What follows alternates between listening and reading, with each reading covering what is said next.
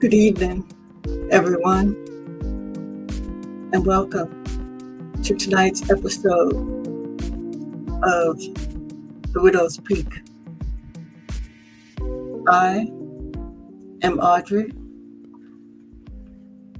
from Coaching with Audrey. I pray last week was a good one, and the upcoming week will be even better.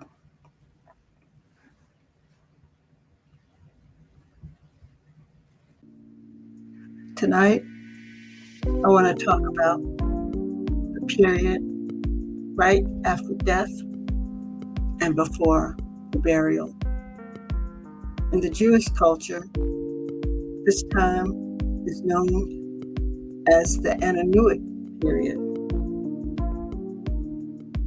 I call it the denial stage. What do you do when you're not able to wake your loved one? I had no idea, but now it's forever imprinted on my brain. When that day came for me, it felt like an out-of-body experience. I remember thinking, James is really sleeping hard, which wasn't a stretch for him. James struggled with insomnia. So when he would finally fall asleep, he would fall into a very deep sleep. But it never occurred to me that this was his final sleep.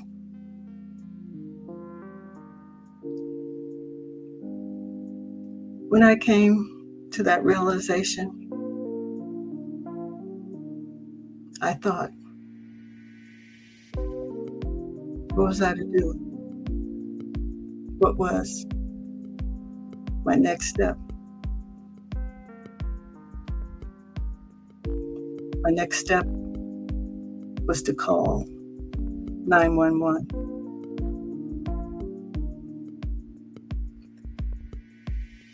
In my county, when you call 911, the ambulance, fire department, and police would come out.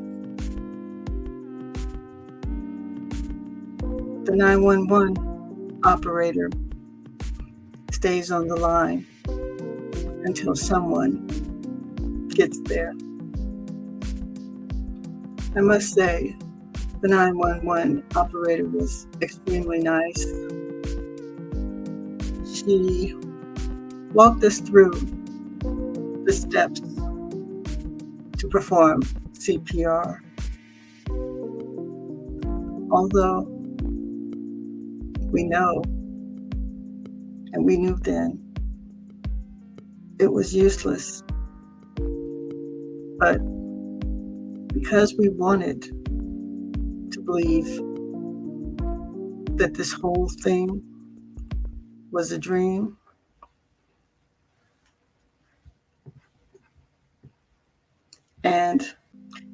and that your loved one was going to wake up, you do it anyway. This day, you're just going through the motions.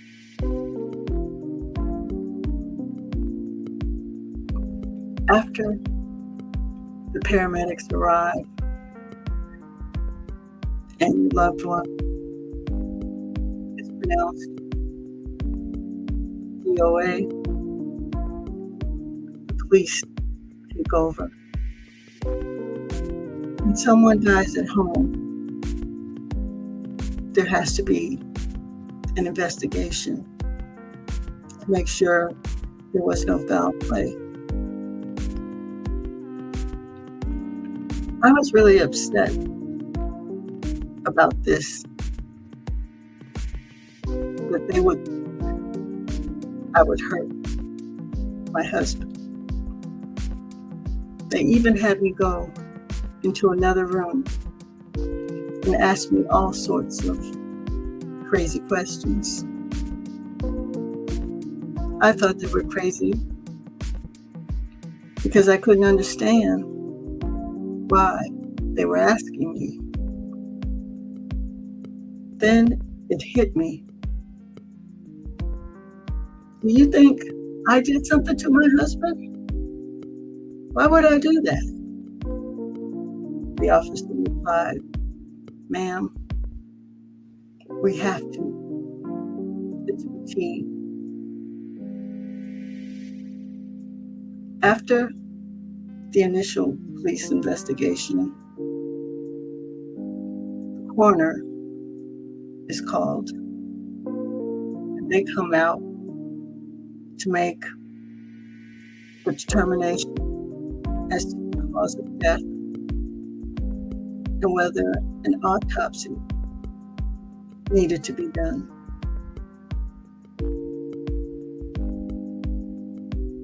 After the coroner comes, you have to contact the mortician. Not being from the area, we had no idea who to call.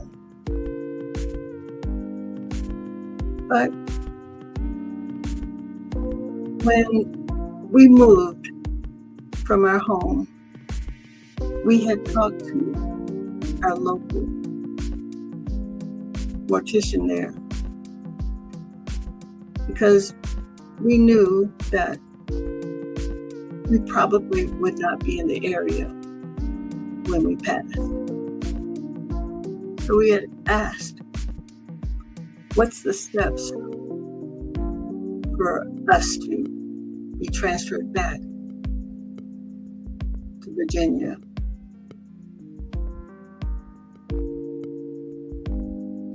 They told us, so that's who we reached out to. And they actually found a local mortician for us.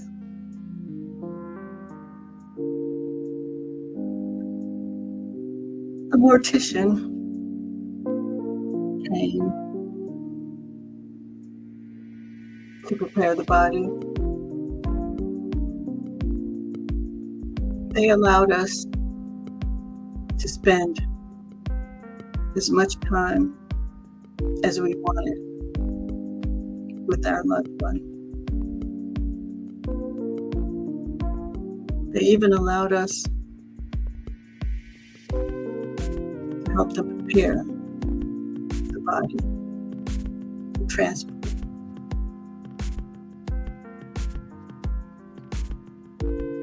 They were extremely informative and communicative with us. They kept us informed at every step.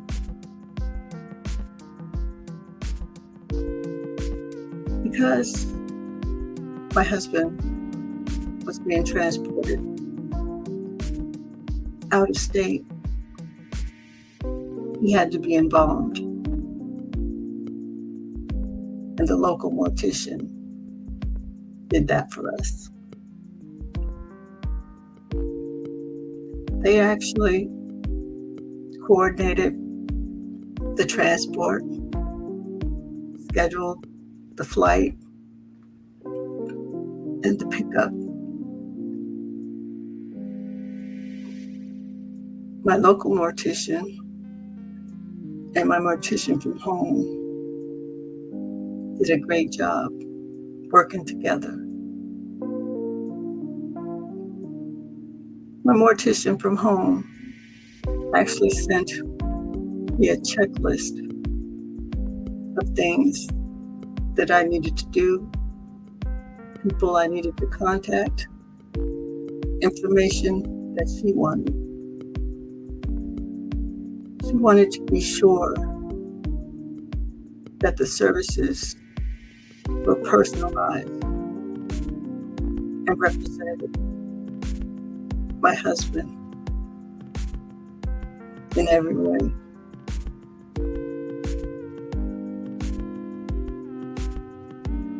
Well, once the local mortician had completed everything, they provided us with the death certificate. And that's when we had to make all the calls to notify everyone. We had to notify the banks, creditors, family, past employers, governmental agencies. We were fortunate that our home mortician contacted social services, Social Security, who in turn contacted IRS. Because my husband was a veteran, I reached out to Veterans Affairs. The VA was extremely helpful. They initiated a claim. They made me aware of all the benefits that I might qualify for. They gave me contact information for all of those agencies. They even put my mind to rest about how we were going to get my husband back home. What I really appreciated was that they stayed in touch with me. They called me back to follow up with me to make sure I was doing okay. If you're not familiar with the military community, it's a community in the world of its own. When we were in the military, soldiers watched out for each other. They always had your back. And the level of respect that soldiers had for themselves, for their country, and for the uniform was awesome to see and feel. It doesn't necessarily feel that way to me now. But when we were in the military, we were proud to be a part of that family. And I knew that James wanted to be buried in Arlington National Cemetery, and he wanted the honor guards to perform and participate in his service. I reached out to Arlington National Cemetery. There was an 18-month wait list to have an above-ground memorial service. If you wanted to be buried, there were a year-long more wait list. And you had received certain medals because, as you can imagine, a lot of people, a lot of soldiers and their spouses would want to be in Arlington National Cemetery. With that long of a wait list, I thought that would be too hard on me, my children, and his family. So I decided to get in touch with the local National Cemetery at my home, where we would have the services.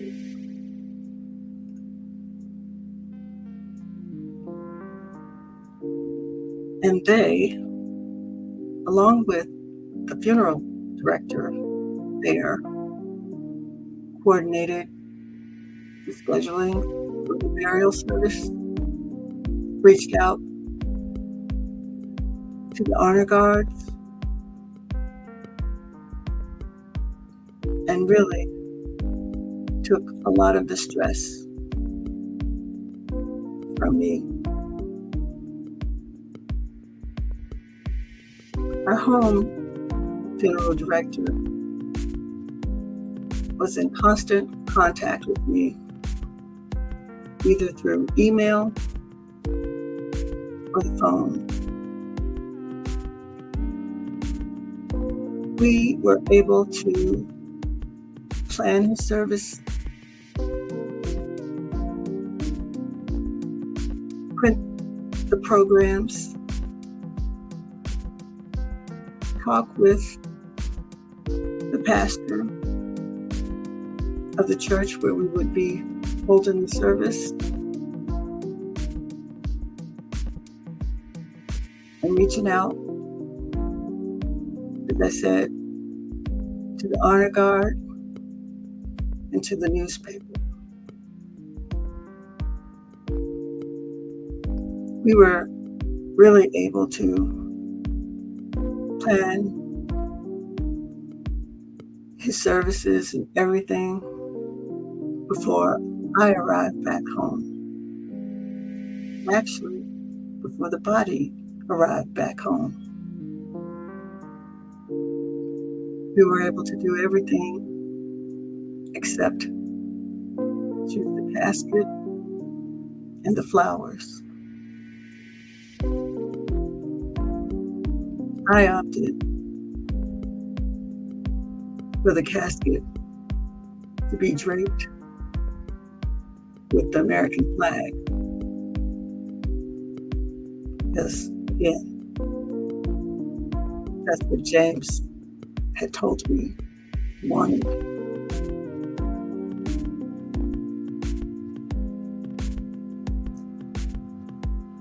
After you get those death certificates, the process of reaching out to those creditors, insurance company, all of that sort of thing takes place. And I would say, if you don't have all your documents together, you want to start now before you need them. James was an extremely organized person. He had all of his official records and all of his military records except for his DD-214. And if you're in the military, you know that DD-214 is really important. It gets you those benefits, and it gets you into the national cemeteries. I knew that James did not have the DD-214 because we had reached out to the Military Personnel Records Center in St. Louis. That's when we found out that James's official records were destroyed in the St. Louis fire at the Military Personnel Center. So I had to reach out to his last command. His last command was in Fort Greely, Alaska. So I reached out to the commander, and I was able to get a copy of his final orders. And I will give it to the military. They were very responsive.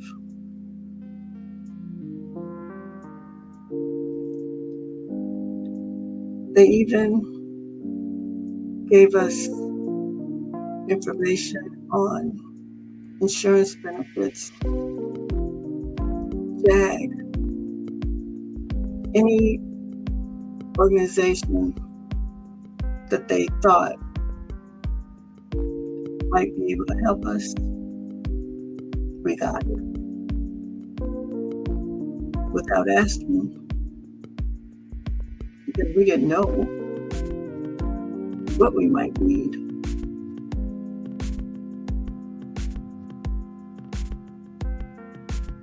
James had filed a disability claim,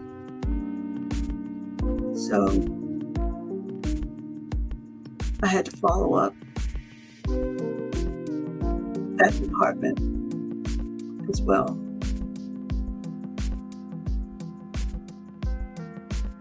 And we're still following up with that. But I really want to give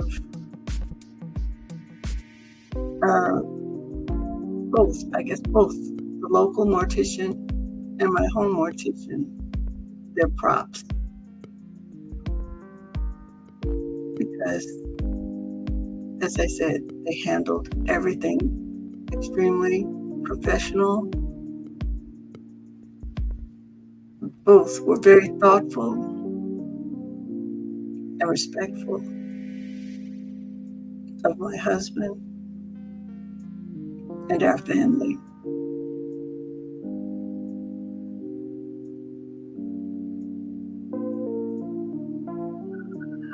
I would say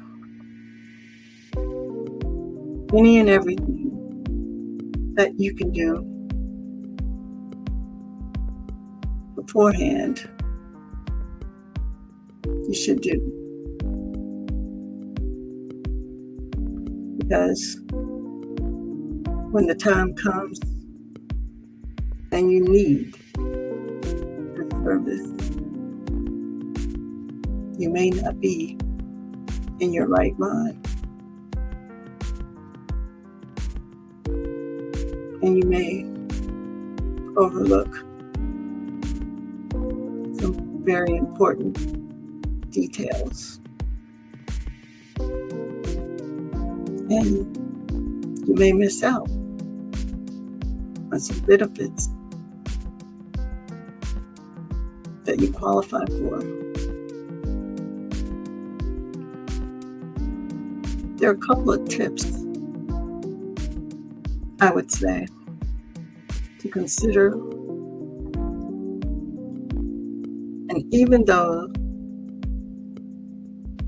these conversations may be uncomfortable, they're necessary. And the more you know, the easier this process gets. If you don't know where your insurance policies are, check your bank statements. There might be premiums paid to insurance companies. Be sure to reach out to them to make sure that your beneficiaries are updated and correct. You might want to be in touch with an estate attorney, financial services professional, the former employers, because there may be some retirement benefits, pension plans, those type of things that you might qualify for. And most importantly, if your name is not on a bank account, make sure you're a beneficiary of that account, because you might not have access to those funds.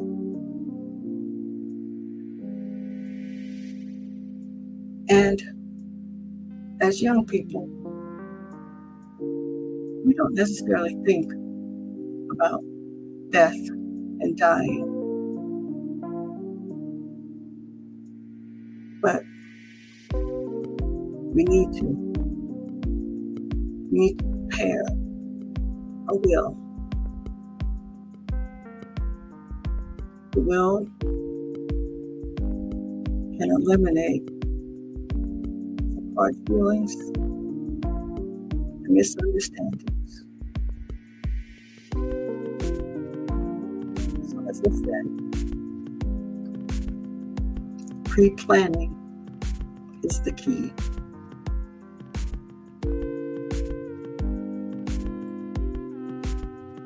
You'll appreciate it in the end.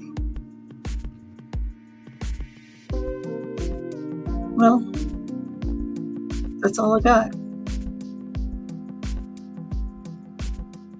I am Audrey with Coaching with Audrey. I am a grief coach, a family mediator, and an all-around good person. So, if you would share this video, or if you know anyone in need of those services, have them reach out for a free discovery call. Or if I can help you through your process, feel free to contact me.